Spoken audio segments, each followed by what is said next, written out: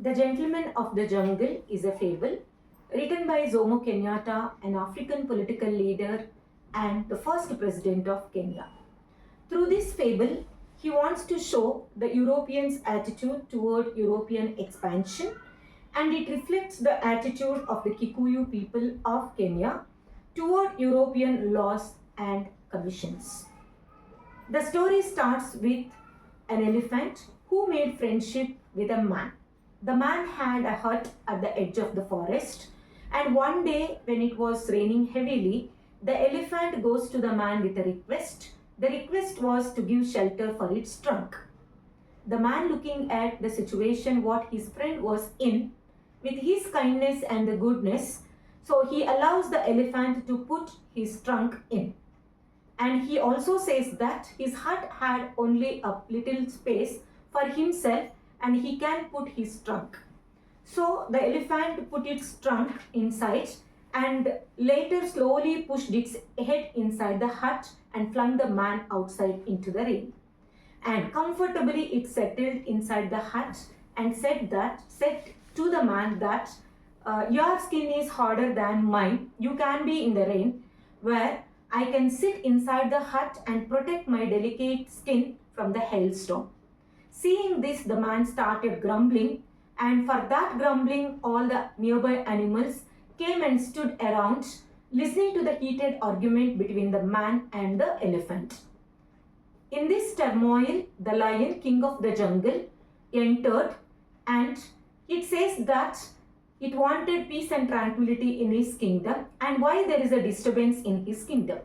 For this, the elephant in a soothing voice replied that there is no disturbance at all for the peace and tranquility in the kingdom.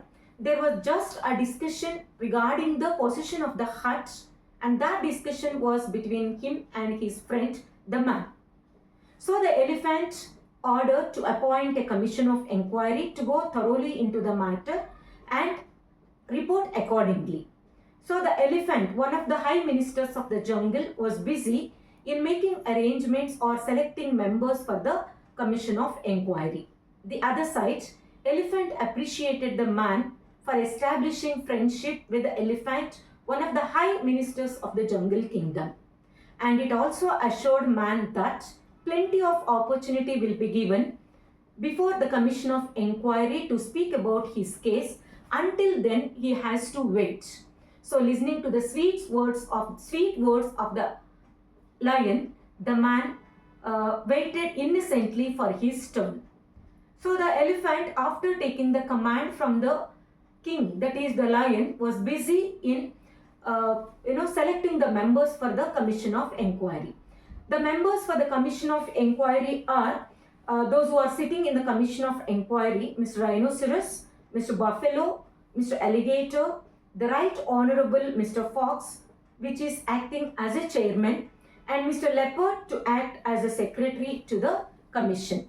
On seeing the members of the commission of inquiry, the man protested, and the man asked whether any one person can be included to sit in the commission of inquiry from his side.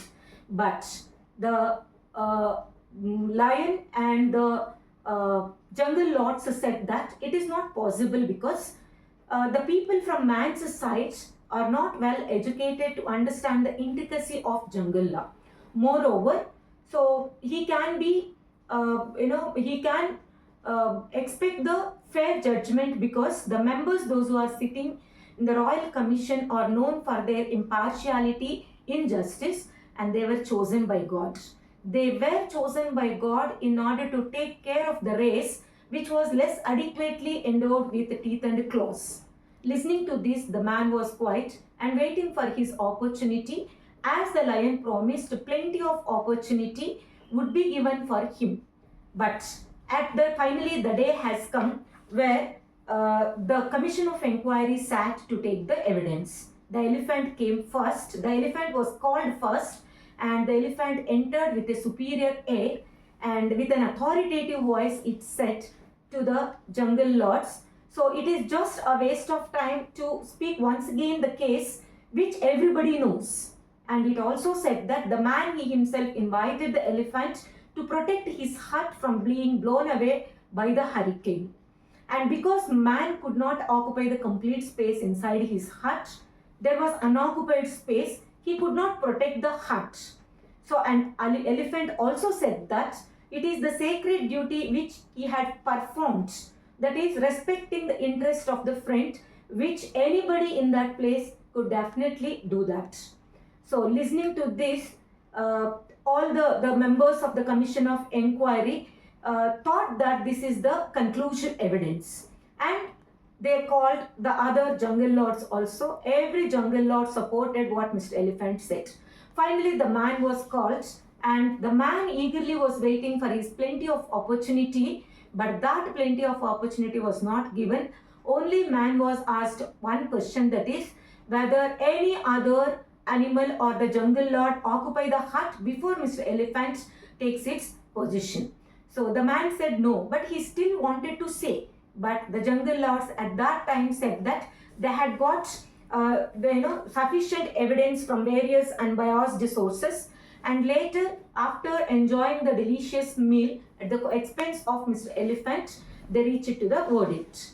And they called the man and the elephant. They told the man that so this fight or this discussion had happened, or misunderstanding had happened because of the backwardness of the man's ideas.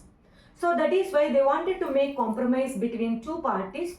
The elephant shall assume the position, that is it continue its occupation of the hut, whereas man has given an opportunity, or man was asked to find some site suitable and build another hut suitable to his needs, and he would be protected by the jungle lords. The man wanted to refuse, but he was scared that his refusal might expose him to the teeth and claws of the jungle lords. So, without saying anything, he just did what they said. But as soon as he built another hut, Mr. Rhinoceros came in and asked him to quit the hut. Again, a commission of inquiry appointed, and the same findings and the same verdict. It continued till all the jungle lords occupy, or all the jungle lords settle with a comfortable hut. The man finally understood that all these laws and commissions are not in favor of him, they are in favor of the jungle lords itself. Then, so he decided a plan, and he wanted to execute the plan. So little away from his old hut, so he built another hut which is bigger and better than the other huts. So at that time, almost the huts which were occupied by the jungle lords, almost they are in the decay position. So now seeing this new hut which is bigger and better than the other huts, so each jungle lord wanted to be the owner of that hut. So they all started fighting, and in that kind of situation, when they were busy in fighting for the occupation or the possession of the hut, the man put the hut on the fire and completely burned the animals, and along with the hut, jungle lords. Thus, he says that at the end, peace is costly, but it's worth the expense. Yes, finally he got the peace in that way. So this is how actually the man, realizing that he cannot directly do anything for the jungle lords, so because he cannot do that, and only he planned something and he executed, so that he has got the peace finally. And here the animals represent the character of the Europeans, whereas the man represents the innocent Kikuyu people. So through this fable, Jomo Kenyatta wanted to say the attitude of the Europeans towards Kikuyu people, and also how the Kikuyu people lost their rights on their properties without knowing the meaning of the treaties, laws and commissions.